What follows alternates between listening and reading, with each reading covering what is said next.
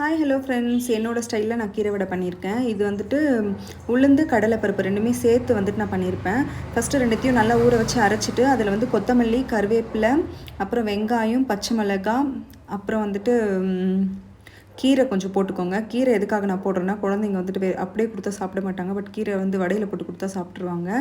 So அதுக்கப்புறம் வந்துட்டு கொஞ்சோண்டு இஞ்சியை துருவி போட்டுட்டு, அதுக்கப்புறம் பூண்டை நல்லா நசுக்கி போட்டுட்டு, அப்புறம் சால்ட்டு தேவையான அளவு, கொஞ்சமாக வந்து சோம்பு போட்டுட்டு எல்லாத்தையும் மிக்ஸ் பண்ணி எடுத்துக்கோங்க.